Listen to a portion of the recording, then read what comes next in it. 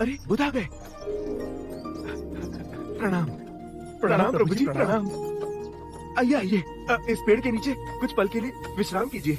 आइए ना, विश्राम कीजिए, आइए। जी बुध, थोड़ी देर यहाँ विश्राम कीजिए।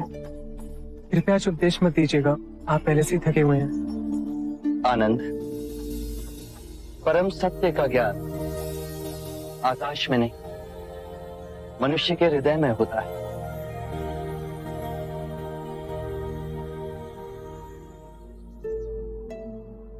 क्या आप सभी पंचशील का पालन करते हैं? हाँ। तो आज हम सब मिलकर एक प्रण लेते हैं कि अपनों से छोटों से हम निर्मलता का व्यवहार रखेंगे। अपनों से जो वृद्ध हैं उनसे दया का भाव रखेंगे। जो प्रयत्नशील हैं उनसे सहानुभूति का भाव रखेंगे। और जो निर्बल है, चाहे वो बुरा ही क्यों ना हो, उससे उदारता का भाव रखेंगे। ध्यान रहे, हमारे जीवन में कभी ना कभी ये सभी दशाएं आती हैं। प्रभु, कभी कभी हम ना चाहते हुए भी नीच व्यवहार और प्रवृत्ति में वापस गिर जाते हैं।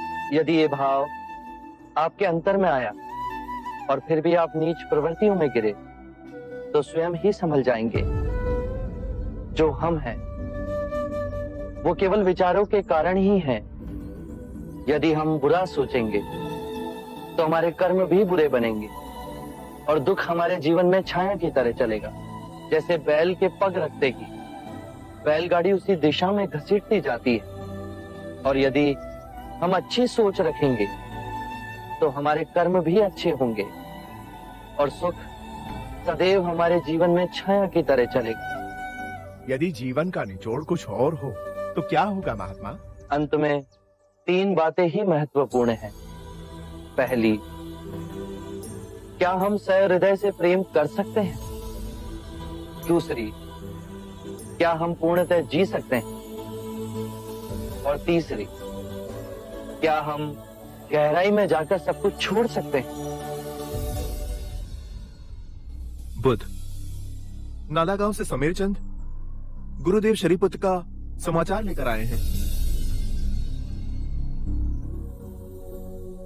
हम सभी के जीवन का लक्ष्य है जीवन के लक्ष्य को ढूंढना, और वो मार्ग मिलते ही उसके लिए पूर्ण हृदय और आत्मा से स्वयं को समर्पित कर देना।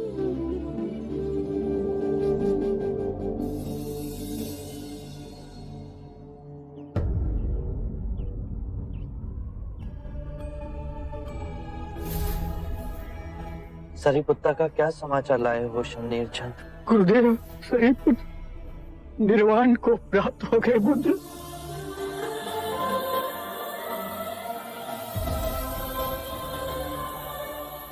नाला पहुंचकर गुरुदेव अपनी माता की सेवा में दिन रात लगे रहे, किंतु उनकी माता का देहांत हो गया। इसके बाद उन्होंने निर्वाण लेने का निश्चय किया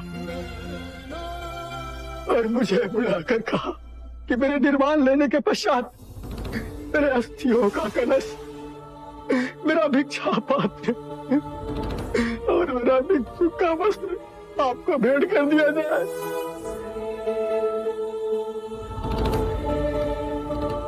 गुरुदेव साहिबपुत्रा ने मुझसे कहा था कि बुद्ध संसार छोड़ेंगे उसके पहले मैं ही अपने प्राण त्याग दूंगा।